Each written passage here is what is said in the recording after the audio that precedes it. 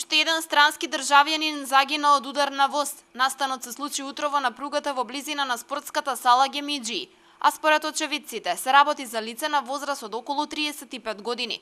Група од 20 на лица се движеле по пругата, но од непознати причини загинатиот ја напуштил групата и преминал на другата страна, при што возот удрил во него. Од вработен од Македонски железници, подружница Велес, во секторот за внатрешни работи Велес пријавено е дека товарниот воз кој се обраќал Гевгелија Скопје во Велес, односно на железничката линија во близина на спортската сала Гемиџи, удрил во пешак кој во моментот се движел по железничката линија. Излезено на лице место од страна на јавен обвинител и увидна екипа од СВР Велес и во моментов се работи на утврдување на идентитетот на лицето.